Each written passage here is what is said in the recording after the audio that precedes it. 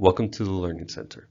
Today we're going to be going over the top 3 injuries our company faced regularly back in 2022 and 2023. The 3 injuries are slips, trips, and falls, improper lifting, and ladder safety. To educate your employees about how to ensure they are not injured by slips, trips, or falls, consider offering slip and fall prevention education that includes at a minimum training in the following. Identifying risk factors for slips, trips, and falls.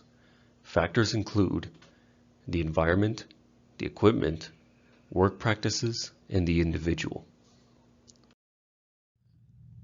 Doing the following can help prevent these accidents. Recognizing the specific environment, equipment, work practice, and individual hazards that can cause injury. Training as to when and how to report illnesses and injuries. Training as to proper usage and selection of cleaning agents. Training as to proper usage of equipment and machinery. Training for safe performance of work processes, such as lifting, cleaning, and carrying objects. Hazard reporting. Employees should know who to report hazards to and who to contact for cleanup or repair. Training in properly using prevention equipment, such as handrails and appropriate footwear. Employers whose employees use personal fall protection equipment and work in other specified high hazard situations must provide employee training on fall hazards, including fall protection systems. The fall training system requirements are as follows. A qualified person must train employees. Employees must be trained in at least the following topics: the nature of fall hazards in the work area and how to recognize them, the procedures to be followed to minimize those hazards, the correct procedures for installing, inspecting, operating, maintaining, and assembling the personal fall protection systems that the employee uses. The correct use of personal fall protection systems includes, but is not limited to, proper hookup, anchoring, and tie-off techniques. In addition, employers must train each employee on equipment hazards. This required training includes training as to the proper care, inspection, storage, and use of specific equipment, including but not limited to dock boards and rope descent systems, before an employee uses the equipment. Both pieces of training must be presented to each employee in a manner that the employee understands, and when employers must retrain employee when the employer have reason to believe the employee needs to gain the understanding and skill required by the initial training. Identify potential fall risk.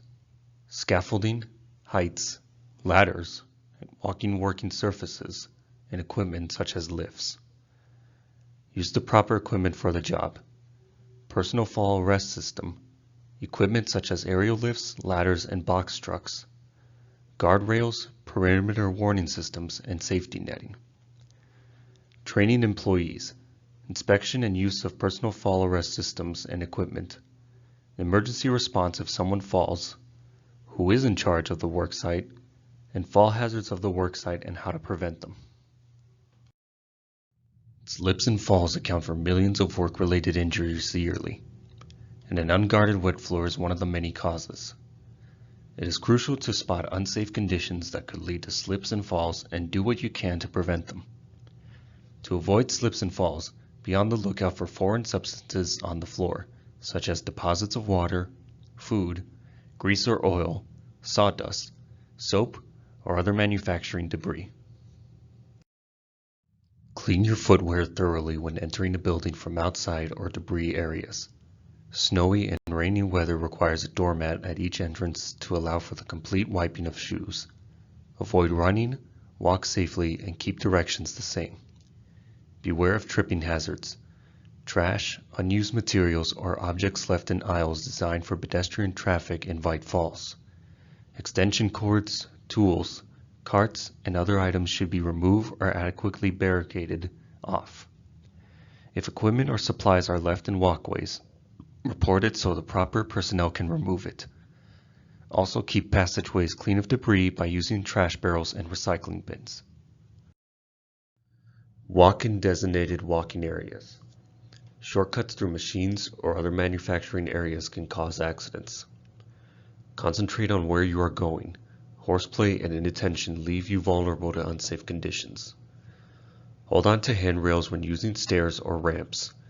If you're carrying a heavy load that hampers your ability to ascend or descend stairs properly, use the elevator or find help. The worst falls are from elevated positions such as ladders and can result in serious injury or death. Learn and practice ladder safety and the proper use of scaffolding. Slips and falls occur every day. The extent of injuries and their reoccurrence can be minimized through proper safety knowledge, good housekeeping, and practicing prevention. Lifting is an everyday activity in the workplace. It is often forgotten that proper techniques must be followed to avoid injury. Lower back injuries are the most common work-related injuries cited by OSHA. Safe lifting plays a vital role in keeping your back healthy and you safe. Safe lifting techniques take the strain off the lower back area. They include: look over the load, decide if you can handle it alone or if you need assistance. When in doubt, ask for help. Moving an object that is too heavy or bulky can cause severe injury. Clear away any potential obstacles before beginning to carry the object. Support and propel the object while carrying it. Your grip should be firm. Moving objects will change your balance. To keep this balance changed to a minimum, keep the load close to your body and your average center of gravity between your legs and shoulders. Use good foot positioning. Your feet should be shoulder width apart, with one foot beside and the other foot behind the object you will lift. This allows you to use the full power of your leg muscles. Your leg muscles are more robust than your back muscles, so let your legs do the work. Bend your knees. Bending over at the waist to reach for the object you want to lift puts strain on your back, shoulder, and neck muscles. Keep your arms and elbows as close to your body as possible while lifting. If you must stretch your arms out completely away from your body, ask for assistance with the lift. Use your feet to change direction. Don't twist your body. Turning your body adds to the stress of the lift and affects your balance. To lower the object, bend your knees as you did to pick it up.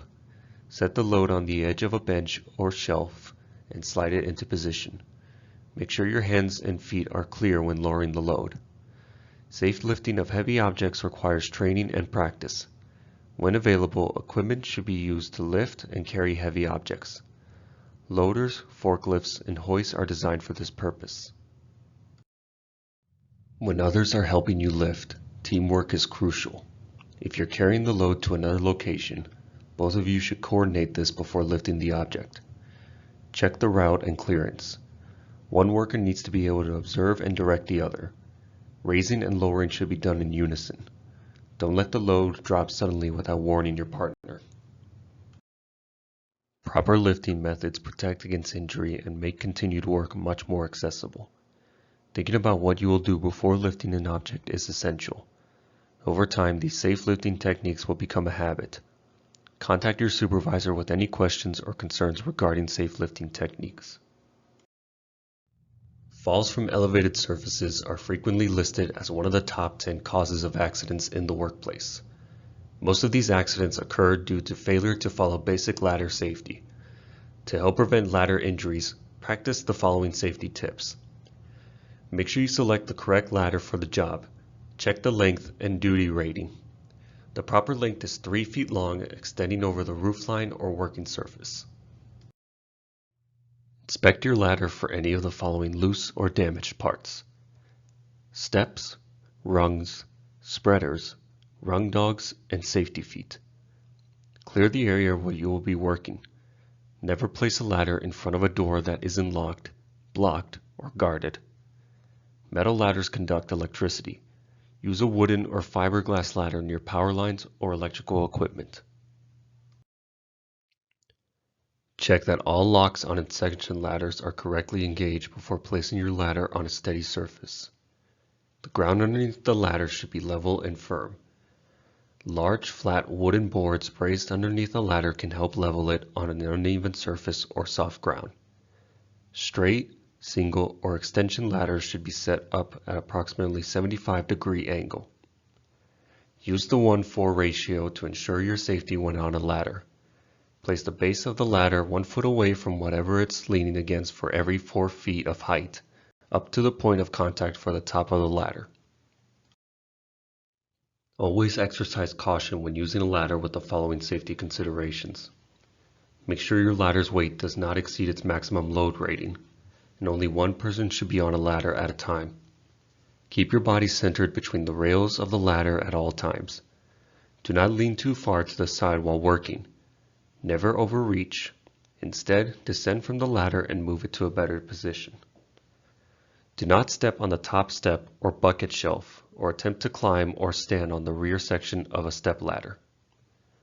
Always face the ladder when climbing up or down. Never leave a raised ladder unattended. Slowly step down from a ladder if you feel dizzy or tired. Non-slip footwear should be worn at all times when on a ladder. Thank you for joining us on this Learning Center presentation.